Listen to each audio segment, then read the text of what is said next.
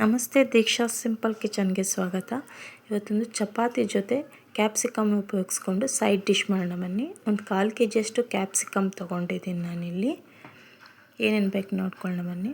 ಒಂದು ಮೀಡಿಯಮ್ ಸೈಜಿನ 4 ಈರುಳ್ಳಿ, ಒಂದೆರಡು ಟೊಮೊಟೊ, ಸ್ವಲ್ಪ ಒಣ ಕೊಬ್ಬರಿ ಮತ್ತು ಕೊತ್ತಂಬರಿ ಸೊಪ್ಪು. ಮೇಯ್ನ್ ಇಂಗ್ರೀಡಿಯೆಂಟ್ ಬಂದುಬಿಟ್ಟು ಕಡಲೆಬೀಜನ ಸ್ವಲ್ಪ ನಾನು ಡ್ರೈ ರೋಸ್ಟ್ ಮಾಡ್ಕೊಳ್ತಾ ಇದ್ದೀನಿ. ಸ್ವಲ್ಪ ಡ್ರೈ ರೋಸ್ಟ್ ಮಾಡ್ಕೊಂಬಿಟ್ಟು ಸ್ವಲ್ಪ ಒಣ ಕೊಬ್ಬರಿನ ಪೀಸ್ ಮಾಡಿಕೊಂಡು ಇದನ್ನು ಫೈನಾಗಿ ಪೌಡ್ರ್ ಮಾಡ್ಕೊಂಡು ಇಟ್ಕೊಂಡಿದ್ದೀನಿ. ಕ್ಯಾಪ್ಸಿಕಮ್ ನಾನು ಈ ಥರ ಹೆಚ್ಚಿಟ್ಕೊಂಡಿದ್ದೀನಿ, ಚಿಕ್ಕ ಪೀಸಾಗಿ ಹೆಚ್ಚಿಟ್ಕೊಂಡಿದ್ದೀನಿ. ಸ್ವಲ್ಪ ಧನಿಯಾ ಪುಡಿ, ಅಚ್ಚ ಖಾರದ ಪುಡಿ, ಅರಿಶಿನ ಪುಡಿ. ಒಗ್ಗರಣೆಗೆ ರೆಡಿ ಮಾಡ್ಕೊಳ್ಳೋಣ. ಎಣ್ಣೆ ನೋಡ್ಕೊಂಡು ಹಾಕ್ಕೊಳ್ಳಿ.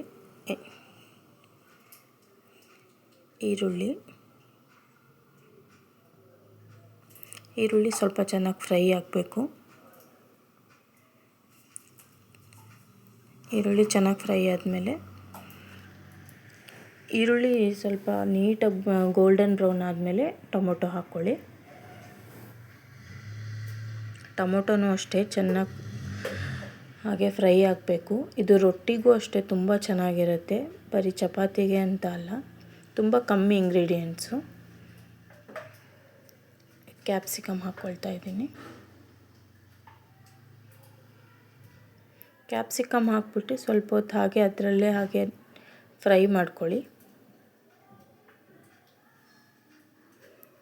ಅದೇ ಸ್ವಲ್ಪ ನೀರು ಬಿಡೋ ಹಾಗಾಗತ್ತೆ, ಆ ಥರ ಫ್ರೈ ಮಾಡ್ಕೊಳ್ಳಿ. ಸ್ವಲ್ಪ ನೋಡಿ, ಈ ಥರ ಎಲ್ಲ ನೀಟಾಗಿ ಮಿಕ್ಸ್ ಮಾಡ್ಕೊಂಡು ಇವಾಗ ನಾನು ತೆಗೆದಿಟ್ಕೊಂಡಿದ್ನಲ್ಲ ಖಾರದ ಪುಡಿ, ಧನಿಯಾ ಪುಡಿ ಮತ್ತು ಅರಿಶಿನ ಪುಡಿ, ಅದನ್ನು ಹಾಕಿ ಮಿಕ್ಸ್ ಮಾಡ್ಕೊಳ್ತಾ ಇದ್ದೀನಿ.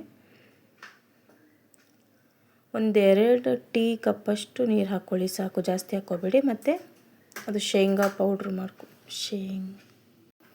ಈ ಪೌಡ್ರನ್ನು ಸೇರಿಸ್ಕೊಂಡು ನೀಟಾಗಿ ಮಿಕ್ಸ್ ಮಾಡ್ಕೊಳ್ಳಿ. ಚೆನ್ನಾಗಿ ಮಿಕ್ಸ್ ಆಗಬೇಕು. ಅದಕ್ಕೆ ನೀರು ನಿಮಗೆ ಗ್ರೇವಿ ಎಷ್ಟು ಬೇಕಷ್ಟು ಜಾಸ್ತಿ ನೀರು ಹಾಕ್ಕೊಬೇಡಿ. ರುಚಿಗೆ ತಕ್ಕಷ್ಟು ಉಪ್ಪು ಹಾಕ್ಕೊಳ್ತೀನಿ. ನಾನು ಈ ಟೀ ಗ್ಲಾಸ್ನಲ್ಲಿ 2 ಗ್ಲಾಸಷ್ಟು 2-3 ಗ್ಲಾಸಷ್ಟು ನೀರು ಹಾಕ್ಕೊಂಡಿದ್ದೀನಿ ಅಷ್ಟೇ. ಆಮೇಲೆ ಸ್ವಲ್ಪ ಜಾರ್ ತೊಳ್ಕೊಂಡು ಹಾಕ್ಕೊಬೋದು. ಇವಾಗ ನೀಟಾಗಿ ಮಿಕ್ಸ್ ಮಾಡಿಬಿಟ್ಟು ಮೇಲೆ ಸ್ವಲ್ಪ ಕೊತ್ತಂಬರಿ ಸೊಪ್ಪನ್ನು ಹಾಕಿ ಕ್ಲೋಸ್ ಮಾಡ್ತೀನಿ ನಾನು.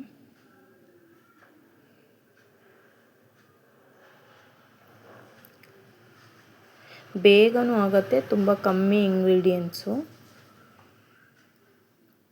ನೋಡಿ, ನಾನು ಸ್ವಲ್ಪ ಜಾರ್ ತೊಳ್ಕೊಂಡು ನೀರು ಸೇರಿಸ್ಕೊತಾ ಇದ್ದೀನಿ. ನೋಡಿ, ಇವಾಗೆಲ್ಲ ಆಗಿದೆ, ಎಷ್ಟು ಚೆನ್ನಾಗಾಗಿದೆ. ತುಂಬ ಚೆನ್ನಾಗಿರುತ್ತೆ ಚಪಾತಿ ಜೊತೆ, ರೊಟ್ಟಿ ಜೊತೆ ಎಲ್ಲ. ಒಂದು ಸಲ ಟ್ರೈ ಮಾಡಿ. ನಾನು ಮಾಡಿರ್ತಕ್ಕಂಥ ಈ ರೆಸಿಪಿ ಇಷ್ಟ ಆದರೆ ಲೈಕ್ ಮಾಡಿ ಮತ್ತು ಸಬ್ಸ್ಕ್ರೈಬ್ ಮಾಡ್ಕೊಳ್ಳಿ. ಹೀಗೆ ನಾನು ನೆಕ್ಸ್ಟ್ ಮಾಡೋವಂಥ ವೀಡಿಯೋಗಳಿಗೆ ಸಪೋರ್ಟ್ ಮಾಡಿ. Thank you for watching.